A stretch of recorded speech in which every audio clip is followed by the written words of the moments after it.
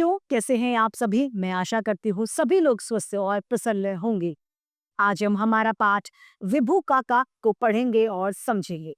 तो आइए शुरू करते हैं इस पाठ को। ये है पाठ 4, विभू काका। इतने वर्षों बाद उन्हें देखा तो पहचान न पाया।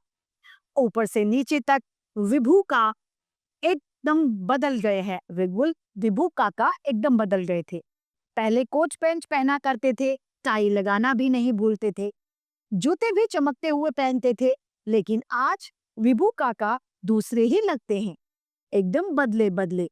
खादी का कुर्ता पजामा पहनने लग गए हैं, साधारण से जूते, सिर के बाल भी कम हो गए हैं। लगता था ये विभू काका नहीं कोई और हो। काका पहचाना नहीं? मैंने कहा था ना कि काका लिपट पड़े। मैंने कहा ही था कि पापा काका लिपट पड़े। अरे बिज्जू, तुझे नहीं पहचानूंगा तो कब? तुझे नहीं पहचानूंगा, कब आया तू? आज अभी, मैंने हंसते हुए कहा। सामान कहाँ है? उन्होंने बड़ी उत्सुकता से कहा, बड़ी बेचैनी से उन्होंने पूछा। मैंने सामने रखे झोले की ओर इशारा कर दिया। वे चौंक पड़े। बिस्तर विस्तर कुछ नहीं? उन्होंने बड़े आश्चर्य से पूछा। मैं हंस पड़ा। इतनी लंबी यात्रा में बिस्तर कहाँ उठाए फिरता, इसी से काम चला लेता हूँ। काका के मुंह पर प्रसन्नता झलकी और वो मेरी पीठ थपथपाने लगे। शाबाश बेटे, ये हुई ना बात। विभू काका मेरे सामान मेरे मेरा सामान भीतर रखवा कर कहीं बाहर जाने लगे। घर के लोगों को जाते जाते यह हिदायत यानी ये चेतावनी देना नहीं भूले कि विजय का ध्यान रखना। सचमुच मुझे कहीं कोई कष्ट का अनुभव तो नहीं हुआ। मैं आश्चर्य से काका का यह अनोखा संसार देख रहा था। मैंने देखा दो दो ट्रैक्टर चल रहे थे। घर के पास ही पशुओं के बाड़े में दो गायें बैठे जुगाली कर रही थी, यानी खाना खाने के बाद वो मुंह चला रही थी। सामने हरी भरी घास, हरी भरी सब्जियों की बगीची थी। दूर लहलाते हुए खेत के उस पार बहुत बड़ा फलों का एक बगीचा था। नंदनवन मुझे लुभावना लगा। सारे लोग अपने आप काम में जुट गए थे। दोपहर तक विभू काका नहीं लौटे तो बड़ा आश्चर्य हुआ। एक कर्मचारी से मुझे पता चला कि आज मंगलवार है ना, काका दूसरे गांव में गए हैं। वे घर घर जाकर रोगी यानी परेशान जो होते हैं, रोगी व्यक्ति होते हैं, उनका हाल पाल चाल पूछते हैं। इसीलिए घर लौटने में वक्त लग जाता है। विभू काका ने अमेरिका में कृषि विज्ञान की पढ़ाई की थी। इसके बाद वे भारत लौटकर दिल्ली के पूसा कृषि अनुसंधान संस्थान में वर्षों तक कार्य करते थे।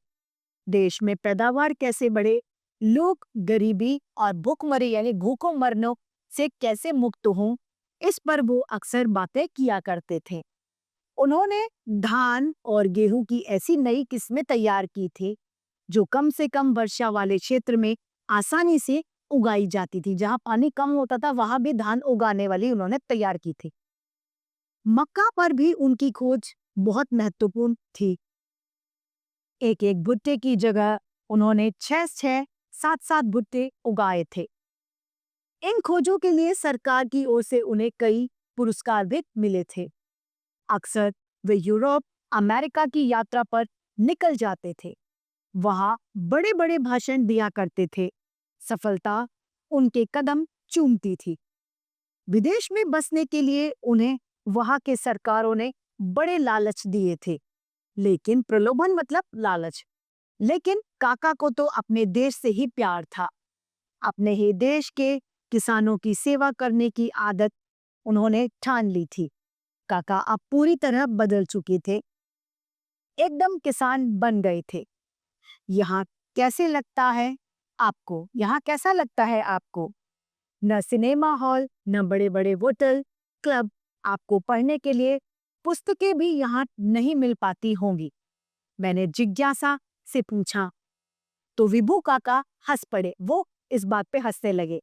अरे पगले, यह दूध जो चार ओर के दृश्य देख रहा है, सिनेमा हॉल क्या इससे ज्यादा आकर्षक है? क्या सिनेमा हॉल इन सबसे ज्यादा अच्छा है? उन बड़े बड़े होटलों में क्या रखा है भला? यहाँ जैसा ताजा अनाज, ताजी हवा, ताजी सब्जियां, ताजा घी, दूध, दही बड़े बड़े शहरों में अमीरों को मिल पाता होगा? जरा सोचो। प्रकृति की सबसे बड़ी खुली किताब तो हमारे सामने है। इससे अधिक अच्छी और प्रमाणिक है क्या तुम्हारी पुस्तकें? प्रमाणिक यानी प्रूफ। काका इसे बच्चों की तरह एक एक बात विस्तार से यानी डिटेल में समझाने लगते हैं। शाम को बैठकर वो मुझे अपनी जीप गाड़ी में बैठाकर आसपास के गांव में घुमाने में गए। वहां का अनोखा दृश्य देखकर मेरी आंखें खुली की खुली रह गई। गांव में सभी घर पक्के थे। सब घरों के आगे गायें बंधी थी। हर गांव के बीच एक पाठशाला थी यानी स्कूल थे। सब बच्चे साफ सुथरे कपड़े पहने हुए थे। लोग स्वस्थ और हष्ट पुष्ट थे। मैंने पूरे भारत का भ्रमण किया यानी मैं पूरे भारत घूमा हूँ, लेकिन ऐसा गांव मैंने नहीं देखा। गांव के लोगों ने बताया कि यह क्षेत्र पहले सबसे पिछड़ा हुआ था, पर जब से काका यहाँ पर आए हैं, अपना फार्म बनाया है, तब से इस इलाके की काया पलट हो गई यानी पूर्णतया ये बदल गया है। काका ने खुद घर घर जाकर समझाया कि खेती कैसे करे जिससे ज्यादा अन्न की पैदावार हो। वे सबको बताते हैं कि स्वच्छ रहने के क्या-क्या फायदे होते हैं, क्या-क्या लाभ है। आए दिन की बीमारियों से छुटकारा कैसे मिल सकता है और बच्चों को पाठशाला क्यों भेजना चाहिए, ये बातें काका सबको समझाते हैं। देश विदेश में रहकर काका ने खेती के संबंध में जो भी ज्ञान प्राप्त किया, उसका प्रचार उन्होंने घर घर गांव गांव जाकर स्वयं ने किया था। अब काका के प्रयासों से पूरा का पूरा क्षेत्र ही आदर्श बन गया है। विभू काका आदमी नहीं देवता यानी भगवान है। गांव गांव के घर घर के लोग अक्सर दोहराते रहते हैं, वो यही कहते हैं कि ये आदमी नहीं भगवान है। जब मैं उनके गांव से लौटने लगा तो काका खुद मुझे दूर तक छोड़ने आए और बोले, तुम लोग भी यहीं क्यों नहीं आ जाते? अपने लिए तो सब जीते हैं, पर दूसरों के लिए जीने का सुख ही कुछ और होता है। काका के चेहरे पर प्यार ही नहीं, एक अनोखी चमक भी दिखाई दे रही थी।